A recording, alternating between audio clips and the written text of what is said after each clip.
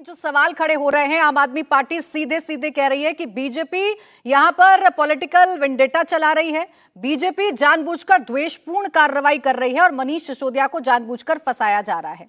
इस सियासत के फिलहाल क्या मायने निकाले जाएं, क्या इसका भविष्य आपको फिलहाल नजर आ रहा है? देखिए प्राची, अब इसका पूरा जो कहें कि इसके मायने जो निकलेंगे अब सिर्फ राजनीतिक निकलेंगे। अब मामला सीबीआई ने गिरफ्तारी कर ली है, सर्वोच्च न्यायालय ने कह दिया भैया कि यहाँ क्यों चले आए हो, तुम्हारी गिरफ्तारी पे हम रोक नहीं लगाएंगे। तो ये अब कितना कमीशन, क्या क्या आरोप, वो सब बात छूट गई। अब मूल बात देखिए, शिक्षा मंत्री बार बार कहा जा रहा है, जबकि शराब मंत्री की गिरफ्तारी है।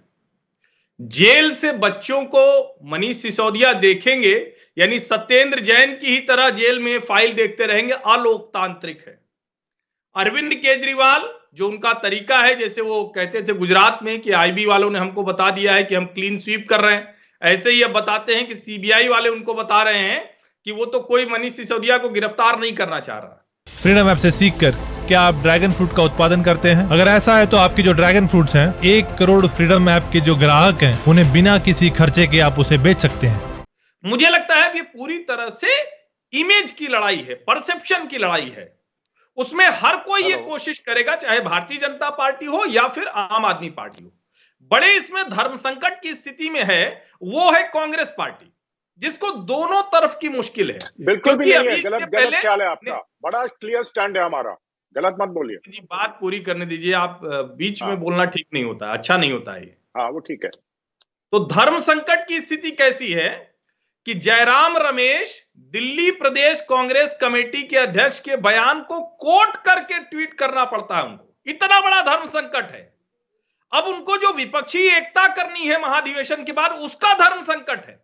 और इसीलिए मुझे लगता है कि पॉलिटिकल परसेप्शन की लड़ाई में भाजपा और आम आदमी पार्टी बहुत क्लियर है, अपनी अपनी जगह खड़े हैं। अब सवाल यह है कि जो पार्टी आंदोलन से निकली उसके ऊपर इतने गंभीर गंभीर भ्रष्टाचार के आरोप, और अगर जनता मान भी ले कि भारतीय जनता पार्टी जबरदस्ती सब कर रही है, तो जो इनके मंत्री इनकी ही सरकारों में पकड़े जा रहे हैं, पंजाब से लेकर दिल्ली तक, इसका मतलब आम आदमी पार्टी में भ्रष्टाचारी तो खूब है, लेकिन वो भ्रष्टाचारी जब पकड़े जाते हैं जिसके लिंक ऊपर तक हैं, तो फिर आम आदमी पार्टी चिल्लाती है और उनका इस्तीफा नहीं लेती है। ये पब्लिक के बीच में साफ मैसेज जा रहा है।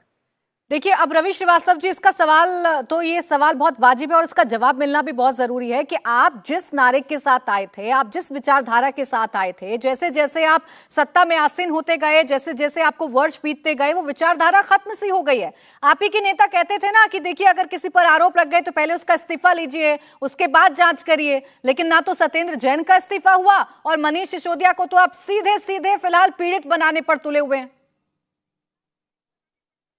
देखिए, वो बातें तब की गई थी जब पार्टी फॉर्म हुई थी, और उसके पहले एक्टिविज्म के दौर में कि वो मैं गाड़ी नहीं लूंगा, मैं बंगला नहीं लूंगा, मैं स्विमिंग पूल नहीं लूंगा वगैरह वगैरह। यानी हाथी के दांत दिखाने के कुछ और, खाने के कुछ और, रवि श्रीवास्तव जी। दांत बिल्कुल एक ही हैं और दांत सही निकले हुए हैं। अभी स्थिति ये है कि मैं अपने कांग्रेसी मित्र से पूछना चाह रहा था कि सबसे गलत पार्टी तो आम आदमी पार्टी ही है, पर सबसे पहली 52 दिन की सरकार इन्होंने ही बनाई थी दिल्ली के अंदर आपके साथ में। भाजपा के मित्र जो हैं वो कहते थे एमबीए में जब शिवसेना वाले थे तो ये उन्हें सबको बच्चों की झूठी कसम किसने खाई थी बताते थे, मैं किसी के साथ सरकार नहीं बनाऊंगा, कभी भी कांग्रेस के साथ मिलकर सरकार नहीं बनाऊंगा। वो बच्चों की झूठी कसम तो केजरीवाल जी ने खाई थी ना। रवि जी भूल रहे हैं वो किसने कहा था मैं अपने बच्चों की कसम खाता हूँ, कभी कांग्रेस के साथ मिलकर सरकार नहीं बुलाऊंगा? किसने बोला था ये? अरविंद केजरीवाल जी ने अपने बच्चों की झूठी कसम खाई थी, याद है रवि श्रीवास्तव जी? आपका समय समाप्त हो गया। आज आप दोहरे चरित्र में घूम रहे हैं। किसने खाई थी अपने बच्चों की झूठी कसम? राहुल जी और सोनिया जी। कोई जवाब नहीं है आपके पास। तो ईडी और सीबीआई चोर हैं, और अगर आम आदमी पे हो तो ठीक है, ये भ्रष्ट है। बढ़िया। अच्छा, जब कांग्रेस पे ईडी कार्रवाई कर रही थी, आपने मौन व्रत क्यों रखा? हमारे बीजेपी के मित्र जो है, जब ईडी कांग्रेस के ऊपर कार्रवाई कर रही थी, आपने मौन व्रत क्यों रखा था? केजरीवाल जी के मुंह में दही क्यों जम गई थी तब? कांग्रेस के ऊपर जो भी एलिगेशन लगे हैं, हम में आके उसका रवि श्रीवास्तव जी की बात आने दीजिए। मुदित जी, फिर मैं आपके पास आऊंगी, आप काउंटर कर लीजिएगा। एक एक भी शब्द नहीं बोला है, एक एक ये सच्चाई है। एक एक करके। सिसोदिया जी ने बोला है ना, केजरीवाल जी ने, ठीक है मोदी जी, आपको दिल्ली में फिलहाल भ्रष्टाचारी नजर आ रहे हैं, लेकिन यही तो रवि श्रीवास्तव जी कह रहे हैं कि आप ही ने उनके साथ सरकार चलाई। रुकिए आप एक मिनट, रवि श्रीवास्तव जी को जवाब देने दीजिए। इसका जवाब है रवि जी, बोलिए बोलिए रवि जी।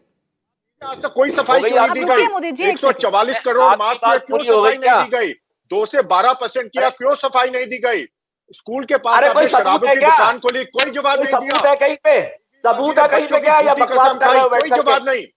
अरे जाओ ना कोर्ट में यार, कोर्ट फैसला करेगा, तुम यहाँ चैनल पे थोड़ी करोगे। अच्छा मोदी जी आप रुक जाइए, मोदी जी ऐसा तरीका नहीं होता ना ऐसे चर्चा करने का। आप दोनों आपस में उलझे रहिए, बाकी मेरे जो पैनलिस्ट है बैठे रह जाएंगे। सर किसी की बात नहीं आएगी, एक एक करके अपनी बात रखिए। कांग्रेस की लाइन क्या है ये आपने मुझे बता दिया। अब जरा मैं रवि श्रीवास्तव जी से जिन सवालों के जवाब जानना चाह रही हूँ, जवाब आने दीजिए। बोलिए रवि जी। देंगे नहीं, ये किसी भी बात का कोई प्रूफ नहीं है और तभी साबित होगा जब ये कोर्ट में ट्रायल होगा।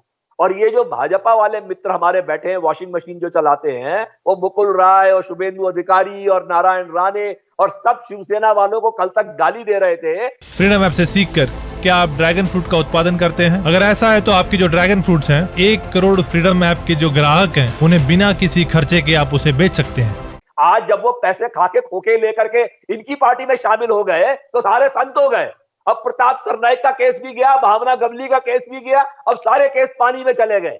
तो ये इनका दोगला चरित्र है, इनसे क्या पूछने वाली बात। पर बात कर लेते हैं। मैं प्रेम शुक्ला जी से इस सवाल का जवाब लूं, लेकिन अभी आप कांग्रेस से सबूत मांग रहे थे चैनल पर बैठे बैठे। अभी आप जो पैसे खाने की बात कर रहे हैं महाराष्ट्र में विधायकों के, उसका सबूत है आपके पास?